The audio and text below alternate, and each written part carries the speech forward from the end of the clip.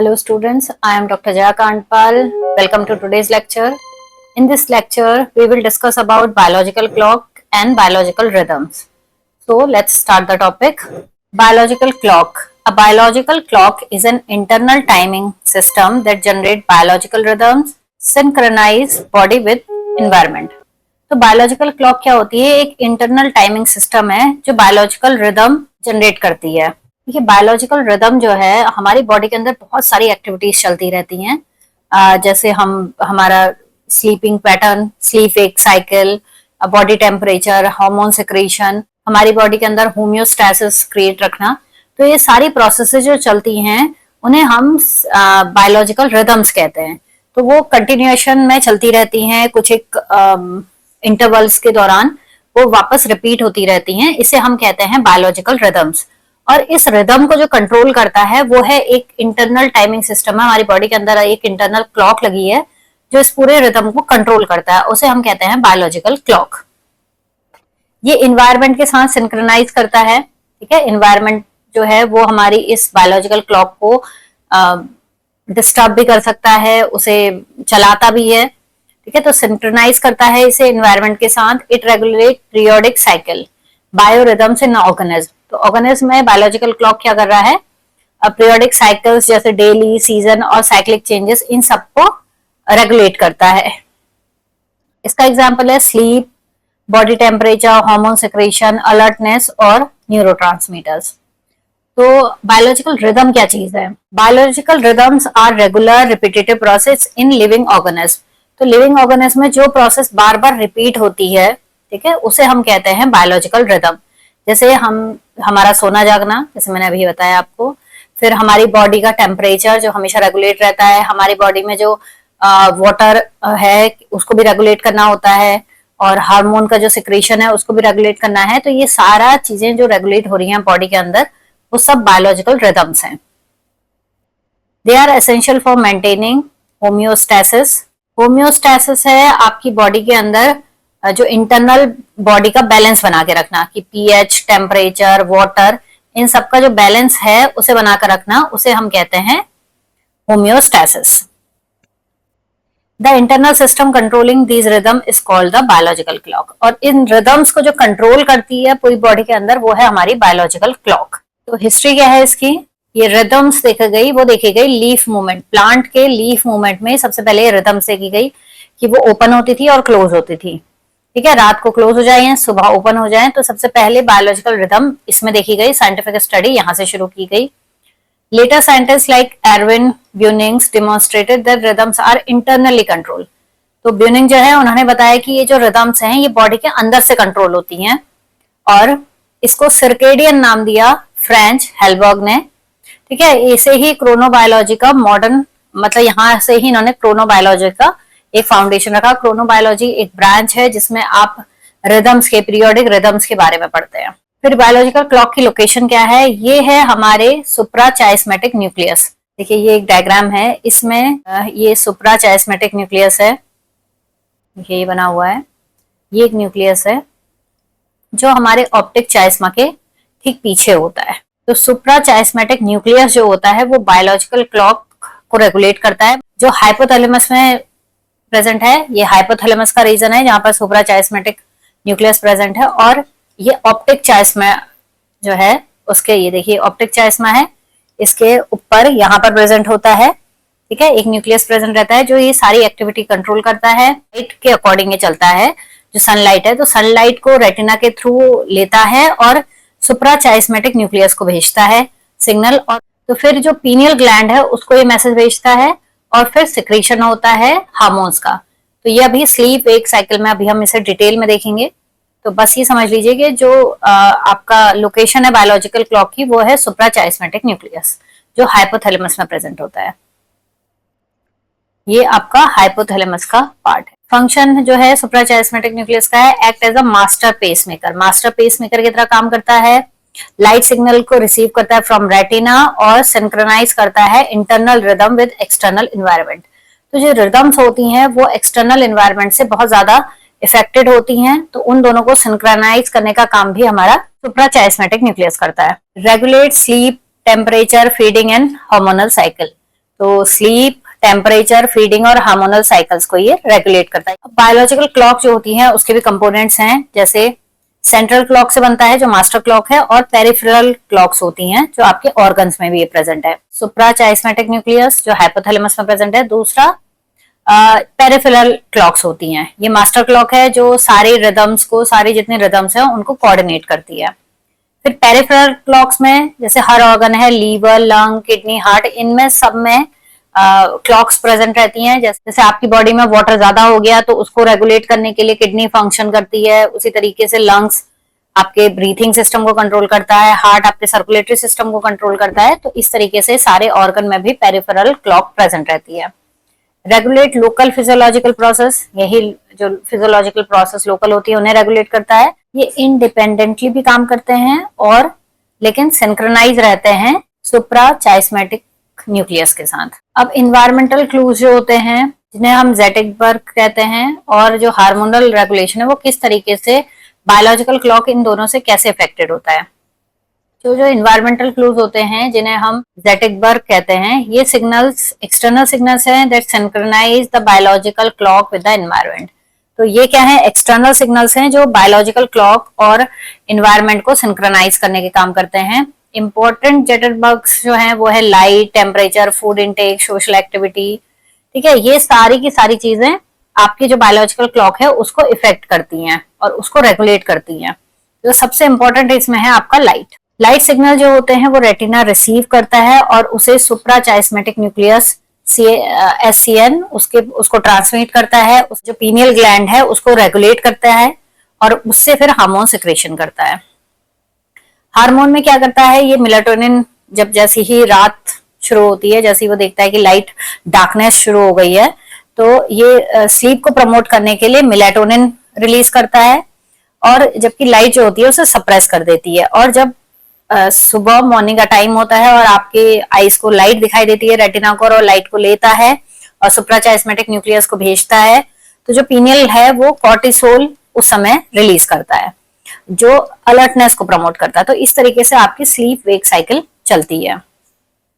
Together these clues and hormones help maintain proper biological rhythm. जो biological clock के effect और importance हैं उसमें सबसे पहले हम देखेंगे the biological clock can be disturbed by factor like Z work, travel across time zone, shift work, using artificial light at night and drug abuse. तो जो बायोलॉजिकल क्लॉक है, जो हमारे बायोलॉजिकल रिदम्स हैं जो अंदर हमारी बॉडी में चल रही हैं, ये जेड लेग से डिस्टर्ब होती हैं। जैसे आप किसी दूसरी कंट्री से, जैसे आप न्यूयॉर्क से यहाँ अगर ट्रेवल करके आएंगे, मतलब बिल्कुल टाइम जोन जो बिल्कुल अलग है कि वहां जब आपके वहां दिन होता है तो वहां रात होती है। तो ऐसी जगह से जब आप ट्रेवल करके आते हैं तो उसे हम कहते हैं जेट लैग होना। तो और वर्क शिफ्ट होना, जैसे कुछ लोग रात को बहुत देर तक काम करते हैं और सुबह मॉर्निंग में 4 या 5 बजे सोते हैं, तो जो उनका वर्क शिफ्ट है उसकी वजह से, या फिर आर्टिफिशियल लाइट में रहने से और ड्रग अब्यूज होने की वजह से जो बायोलॉजिकल क्लॉक है वो डिस्टर्ब हो जाती है। When it is disturbed, it can cause problems such as poor sleep, tiredness, lack of concentration and imbalance in hormones. तो हार्मोन्स का इम्बैलेंस और ये सारी चीजें इनके ये कॉज करती हैं जब डिस्टर्ब हो जाती हैं। If this disturbance continue for long time, it may lead to serious health issue like obesity, diabetes, heart disease, depression, mood disorder and even cancer. तो एल्जाइमर डिजीज जो है वो can also effect the biological clock and disturb sleep pattern. The biological clock is very important for our body. It helps in maintaining proper timing of body function, improve efficiency and allow the body to adjust to environmental changes. तो environmental changes भी जो होते हैं उसको भी body इन्हीं की वजह से adjust कर सकती है। जो biological rhythms है, biological clock की वजह से सारी चीजें proper functioning करती है हमारी body, उसकी efficiency improve होती है और proper timing है हर चीज को करने की। तो ये सब कुछ रेगुलेट जो है वो बायोलॉजिकल क्लॉक करता है। It ensure activity like sleep, eating and hormones release occur at the right time. तो हमें राइट टाइम पर भूख लगना, राइट टाइम पर सोना, राइट टाइम पर हमारे हार्मोन रिलीज होना, जिसकी वजह से हमारी बॉडी प्रॉपर फंक्शन कर सके, ये सब हमारा बायोलॉजिकल क्लॉक की वजह से ही हो पाता है।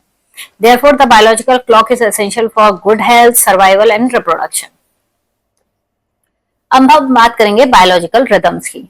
ठीक है, बहुत टाइप के रिदम्स हैं जो अभी आप पढ़ेंगे। Biological rhythms are periodic changes in physiological processes of living organism. तो लिविंग ऑर्गेनिज्म में जितनी भी फिजियोलॉजिकल प्रोसेसेस हैं, जो भी पीरियोडिक चेंज हैं फिजियोलॉजिकल प्रोसेस में, उन सबको हम बायोलॉजिकल रिदम्स कहते हैं। Control by internal biological clock, जैसे मैंने बताया था कि ये बायोलॉजिकल क्लॉक इसे कंट्रोल करता है। और influence by genetic and environmental factor, तो जेनेटिक से भी और एनवायरमेंटल फैक्टर, ये दोनों इसको इफेक्ट डालती हैं। सबसे पहले एरविन ब्यूनिंग ने इसे स्टडी की थी। बायोलॉजिकल रिदम जो है वो लाइफ के हर फॉर्म से मिलती है। जैसे अगर हम एनिमल्स की बात करें तो उनका feeding, sleeping, mating, hibernation, migration, cellular respiration, ये सारे के सारे बायोलॉजिकल रिदम है जो कंटिन्यूअसली अपने आप को रिपीट करती रहती हैं बॉडी के अंदर। उसी तरीके से प्लांट्स में है लीफ मूवमेंट होना, फोटोसिंथेसिस होना, फ्लावरिंग, फ्रूटिंग, ये सारे की सारी भी सब बायोलॉजिकल रिदम्स हैं। माइक्रो ऑर्गेनिज्म में फंजाई, प्रोटोजोआ, ये भी सब ग्रोथ और मेटाबॉलिज्म में जो रिदमिक बिहेवियर शो करते हैं। Chronobiology is the branch of biology that study periodic cycle phenomena in living organisms and their adaptation to environmental cycles such as solar, day, night and lunar rhythms. तो जितनी lunar rhythms हैं जो चांद के according होती हैं, और जितनी भी जो डे और नाइट जो सन के अकॉर्डिंग होती हैं, सारे रिदम्स को जो स्टडी करते हैं उस ब्रांच को हम कहते हैं क्रोनोबायोलॉजी। अब हम इसके बहुत सारे टाइप्स पढ़ेंगे कि कितने टाइप्स के ये बायोलॉजिकल रिदम्स होते हैं। तो मेन तो ये 3 टाइप्स के हैं। फर्स्ट वन है इसमें सर्केडियन रिदम। जो सर्केडियन रिदम होती है is a natural internal biological cycle that occur approximately every 24 hours. ठीक है, जो चीज हर 24 आवर में रिपीट हो रही है उसको हम कहते हैं सर्केडियन रिदम। मतलब ये 24 आवर में अपने आप को रिपीट करेगी and regulate many physiological and behaviour process in living organism.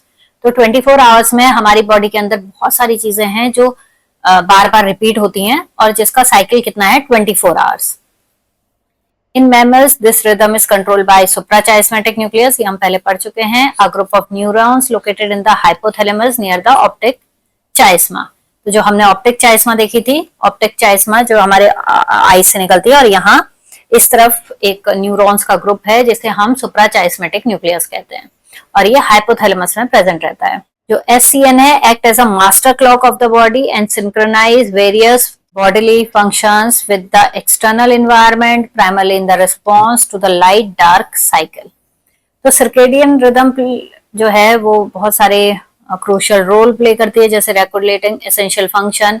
सबसे इंपॉर्टेंट है हमारा स्लीप वेक साइकिल। ठीक है, सबसे इंपॉर्टेंट ये है बॉडी टेम्परेचर को फ्लक्चुएशन कैसे हो रहा है बॉडी टेम्परेचर में, और हार्मोन्स का सिक्रीशन कैसे हो रहा है, ये सारे के सारे 24 आवर के अंदर ही ये सारे प्रोसेसेस होती हैं। तो इन्हें हम सब सर्केडियन रिदम्स में ही काउंट करते हैं।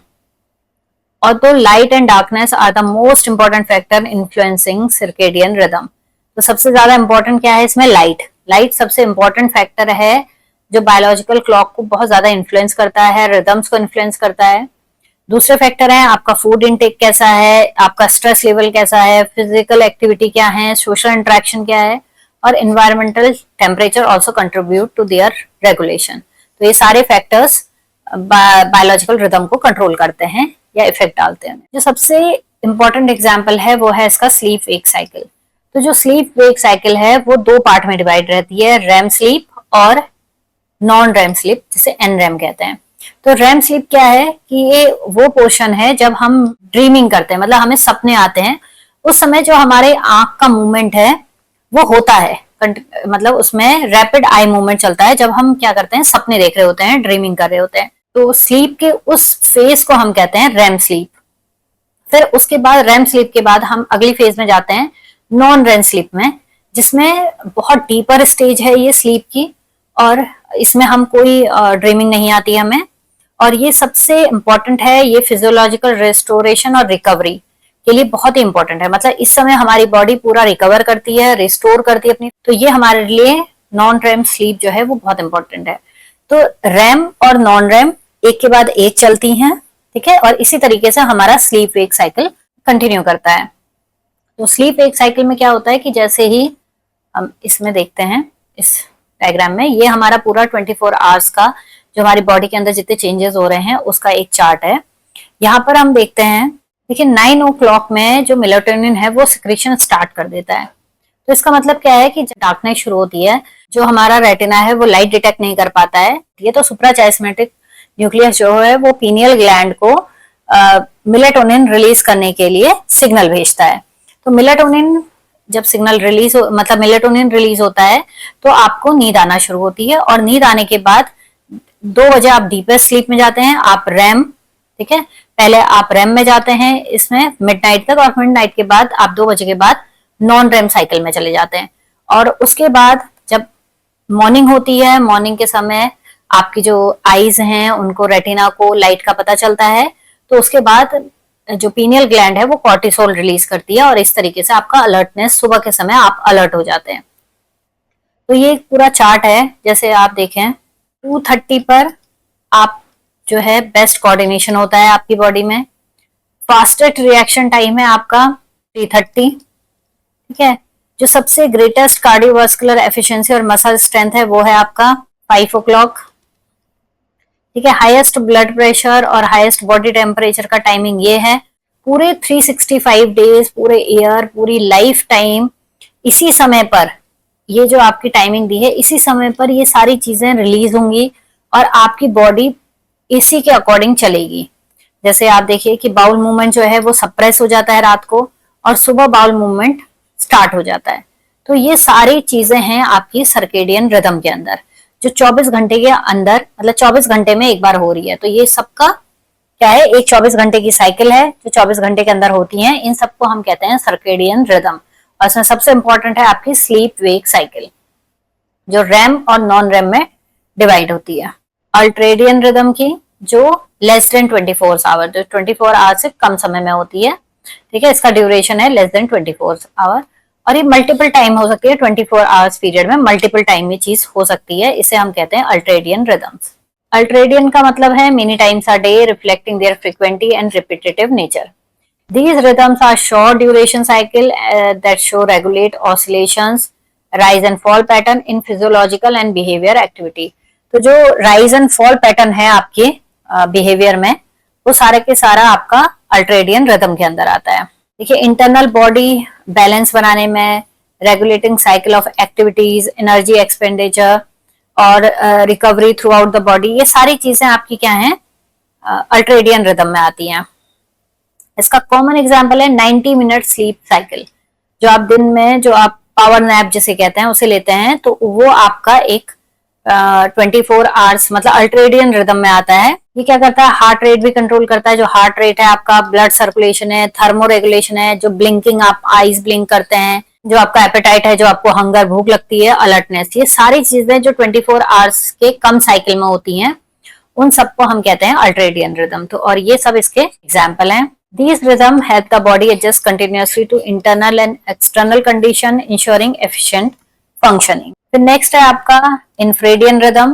तो ये तीन ही रिदम्स हैं, इसके अलावा और भी रिदम्स हैं जो हम पढ़ेंगे, लेकिन जो कॉमन रिदम है वो यही तीन है, सर्केडियन, अल्ट्रेडियन एंड इंफ्रेडियन। तो infradian rhythm are biological rhythm that have a period longer than 24 hours. मतलब ऐसी चीज जो 24 आवर्स से ज्यादा में होती है, मतलब जिसका साइकिल जो एक दिन से ज्यादा होगा। तो एक दिन वाला सर्केडियन, एक दिन से कम आपका अल्ट्रेडियन, और एक दिन से ज्यादा जो होगा वो infradian rhythm. Meaning occur less frequently than once a day, मतलब वो एक दिन में दोबारा वो नहीं होगा। इसको ये 20 दिन भी लगा सकता है, 10 दिन भी, 15 दिन भी। इसका सबसे इंपॉर्टेंट एग्जाम्पल है आपका मेंस्ट्रुअल साइकिल, जो वुमेन्स में, ह्यूमन फीमेल में जो प्रेजेंट होती है, वो है मेंस्ट्रुअल साइकिल, जो 28 डेज में होती है, और जिसमें एस्ट्रोजन और प्रोजेस्टेरोन जो होते हैं वो रिलीज होते हैं, ठीक है, तो हार्मोन्स रिलीज होते हैं। तो ये इसका एक कॉमन एग्जांपल है। दूसरा है सीजनल अफेक्टिव डिसऑर्डर, ठीक है, जो सीजन में ही होता है। एक डिप्रेशन है that occur during specific season, usually in winter due to the reduce exposure to sunlight. Seasonal affective disorder है जो किसी सीजन में ही होगा, तो ये भी इंफ्रेडियन रिदम के अंदर ही आएगा। अब कुछ और भी रिदम्स हैं, जैसे सरका एनुअल रिदम्स, जो क्या होगा 365 डेज में ही एक बार रिपीट होगा, ठीक है, उसे हम कहते हैं circa annual rhythms. Long term biological rhythm है that occur over a period of approximately 1 year, about 365 days. These rhythms are generated by internal biological clock but are strongly influenced by external environmental factors such as change in day length, photoperiodism, temperature, seasonal ability of food. तो ये internal तो control होते ही हैं, लेकिन external जो environmental factors हैं वो भी इन्हें बहुत स्ट्रांगली इन्फ्लुएंस करते हैं, ठीक है, जिसमें आपका डे लाइट, जो डे लेंथ है, फोटो पीरियडिज्म, टेम्परेचर और सीजनल जो मतलब फूड कैसा अवेलेबल है, ये सारी चीजें इसको इफेक्ट डालती हैं। Circa annual rhythm regulate important life process that need to synchronize with specific seasons of the year. Common example है इसका माइग्रेशन, ठीक है, बर्ड में जो माइग्रेशन होता है वो सीजन में एक ही बार होगा, 365 डेज में एक बार होगा। हाइबरनेशन, जो मैमल हाइबरनेशन में चले जाते हैं। ब्रीडिंग साइकिल, तो ये सारी की सारी चीजें जो हैं वो आपकी सर्का एनुअल रिदम में आती हैं। एक्सटर्नल मतलब जो एक्सटर्नल इन्वायरमेंट है वो भी इसमें बहुत ज्यादा इफेक्ट करता है। प्लांट्स में लीफ फॉल होना, फ्लावरिंग होना, फ्रूटिंग होना, ये सारे के सारे आपके सर्का एनुअल रिदम में है। फिर है आपका सर्का टाइडियल रिदम।